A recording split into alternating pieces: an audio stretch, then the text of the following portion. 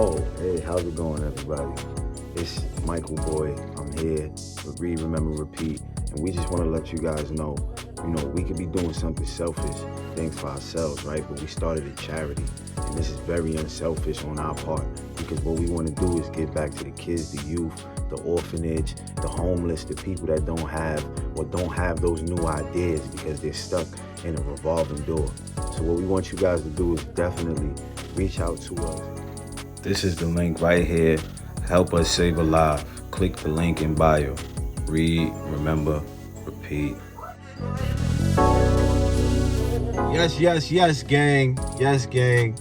The day is almost over with, and y'all know what's going on. This is for my night owls, my night listeners.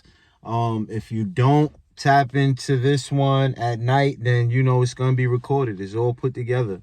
You know what I mean? It's for you to go back and listen to and definitely tap in. Hey, listen, man, I'm here to help. I'm not here to take anything from you guys or anything like that. This is a free show. You know what I mean? I just volunteer to serve, the many. But let's go, man. Read, remember, repeat. Outwitting the devil. It's your host with the most, Michael Mugaboy. And we are going to finish up on this book. Not finishing it, but you get where I'm going with it. Let's go. Let's jump back in.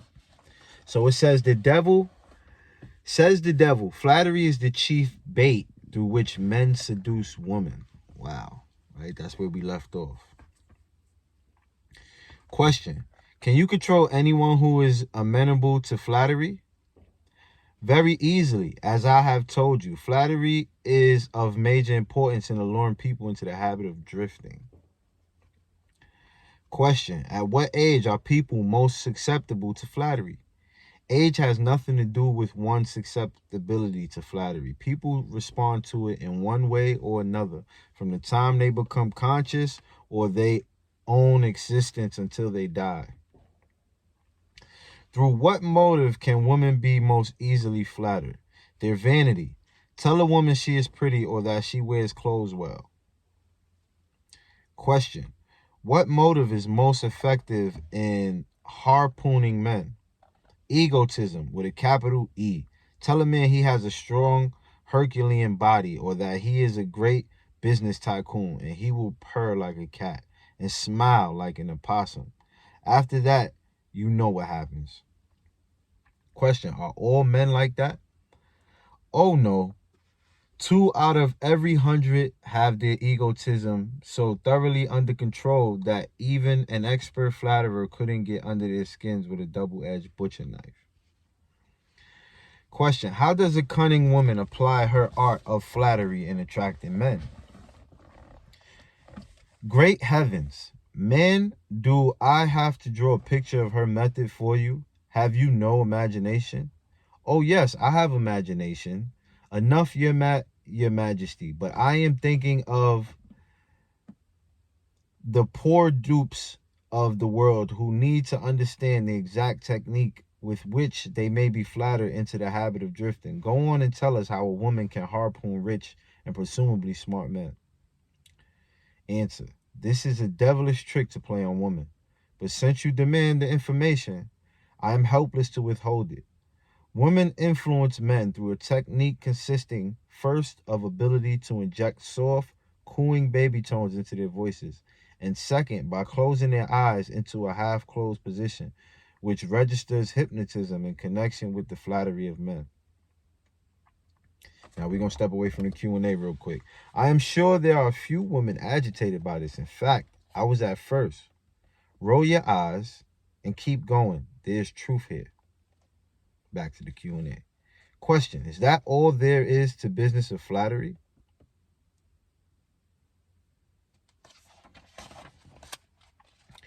Answer, no, that is only the technique. When comes the motive a woman uses as a lure, the type of woman you perhaps have in mind never sells a man herself or anything she can give him. Instead, she sells him his own egotism. Is that all that women use when they wish to flatter men? That is the most effective thing they use. It works when sex appeal fails. Question, so I am to believe that big, strong, smart men can be wound up and manipulated through flattery, just as if they were so much putty. Is that possible? Answer. It is possible. Is it possible? No, I'm sorry. Answer. He says, is it possible? It is happening every minute of the day. Moreover, unless they are non-drifters. The bigger they come, the harder they fall when the expert flatterer moves in on them. Question. Tell me of some of your other tricks with which you cause people to drift in life. Answer. One of my most effective devices is failure. The majority of people begin to drift as soon as they meet with opposition, and not 1 out of 10,000 will keep on trying after failing 2 or 3 times. So it is your business to induce people to fail whenever you can. Is that correct? You have it right. Failure breaks down one's morale, destroys self-confidence, subdues enthusiasm, dulls imagination, and drives away definiteness of purpose.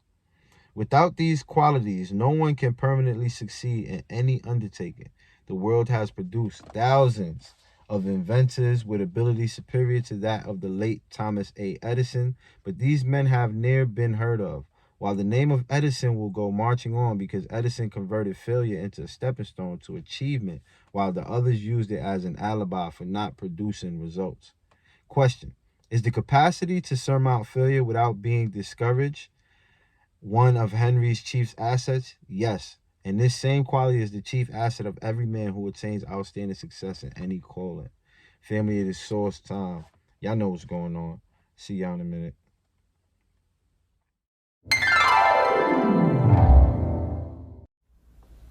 Guess how many people have a library card?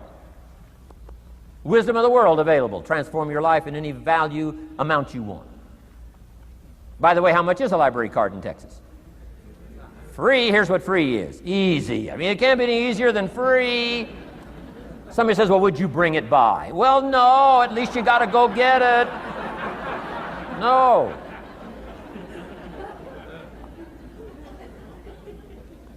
Wisdom of the world available. Transform your life spiritually, socially, personally, economically, and every other way. Teach you how to be rich and powerful and sophisticated and healthy, influential. How many people have a library card? Answer, 3%. 97% couldn't be bothered. Guy specializes in happy hour, but he doesn't have a card. And now readily and quickly blames the government and blames his company and blames policy and blames the pay scale.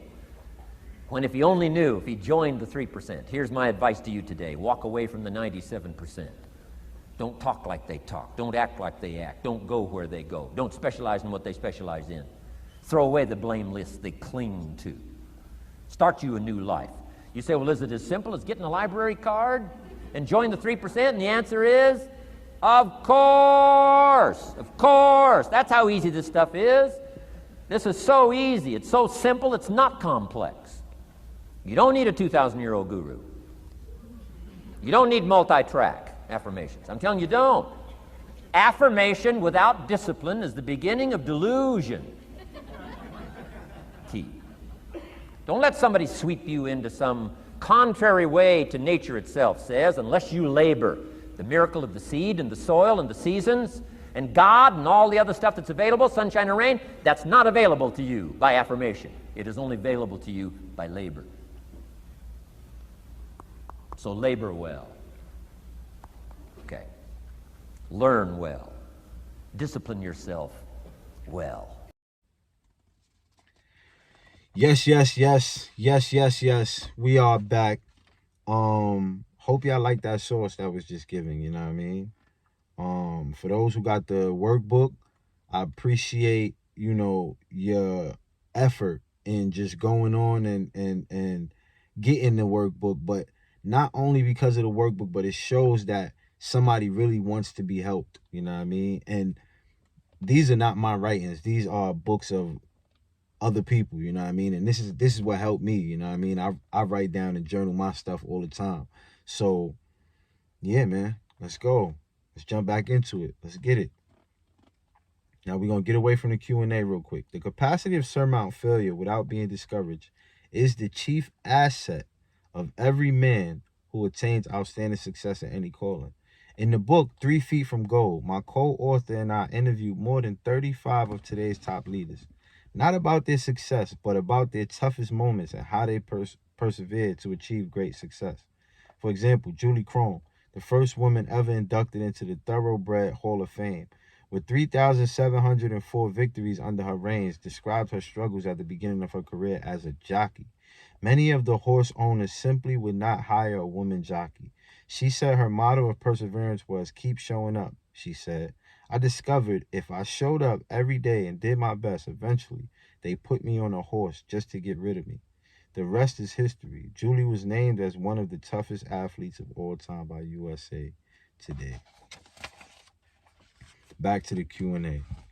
That statement covers lots of territory, Your Majesty. Do you not wish to modify it or tone it down a bit for the sake of accuracy? No. Modification is necessary because the claim is none too broad. Search accurately into the lives of men and women who achieve enduring success, and you will find, without exception, that their success has been in exact proportion to the extent that they surmounted failure. The life of every successful person loudly acclaims that which every true philosopher knows. Every failure brings with it the seed of an equivalent success. I'm going to read that again. Every failure brings with it the seed of an equivalent success. But the seed will not germinate and grow under the influence of a drifter. It springs to life only when it is in the hands of one who recognizes that most failures are only temporary defeat, and who never, under any circumstances, accept defeat as an excuse for drifting. Question: if I understand you correctly, you claim there is a virtue in failure. That does not seem reasonable. Why do you try to induce people to fail if there is virtue in failure? Answer: there is no inconsistency in my claims. The appearance of inconsistency is due to your lack of understanding. Failure is a virtue only when it does not lead one to quit trying and begin drifting. I induce as many people as I can to fail as often as possible for the reason that not 1 out of 10,000 will keep on trying after failing 2 or 3 times. I am not concerned about the few who convert failures into stepping stones because they belong to my opposition anyway. They are the non-drifters, and therefore they are beyond my reach. Question: your explanation clears up the matter. Now go ahead and tell me some of your other tricks with which you allure people into drifting. Step away from the Q&A. Edison converted failure into a stepping stone to achievement, while the others used it as an alibi for not producing results. How are you dealing with failure in your life? Back to the Q&A.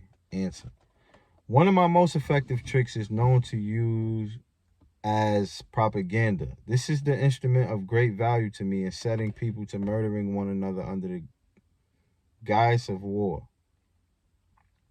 The cleverness of this trick consists mainly of the subtlety with which I use it. I mix propaganda with the news of the world. I have it taught in public and private schools. I see that it finds its way into the pulpit. I color moving pictures with it. I see that it enters every home where there's a radio. I inject it into billboard, newspaper, and radio advertising. I spread it in every place of business where people work. I use it to fill the divorce courts, and I make it serve to destroy business and industry. It is my chief instrument for starting runs on banks. My propagandists cover the world so thoroughly that I can start epidemics of disease, turn loose the dogs of war, or throw business into a panic at will. Question: if you can do all that you claim with propaganda, it is little wonder that we have wars and business depressions. Give me a simple description of what you mean by the term propaganda. Just what is it and how does it work? I wish to know particularly how you cause people to drift through the use of this devilish device. Propaganda is any device, plan, or method by which people can be influenced without knowing that they are being influenced or the source of the influence. Propaganda is used in business for the purpose of discouraging competition. Employers use it to gain advantage over their employees. The employees retaliate by using it to gain advantage over their employers. In fact, it is used so universally and through such a smooth and beautiful streamlined technique that it looks harmless even when it is detected. I suppose some of you boys are now engaged in preparing the minds of the American people to drift into some form of dictatorship. Tell me how they work. Yes, millions of my boys are preparing Americans to become Hitlerized. My best boys are working through politics and labor organizations. We intend to take over the country with ballots instead of bullets. Americans are so sensitive, they would never stand the shock of seeing their form of government change with the aid of machine guns and tank cars. So our propaganda boys are serving them a diet they will swallow.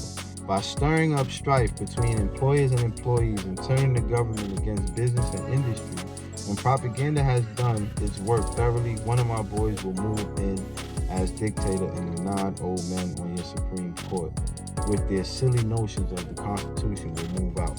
Everyone will be given a job, fed from the government treasury. When men's bellies are filled, they drift freely with one who does the filling. Hungry men get out from under control.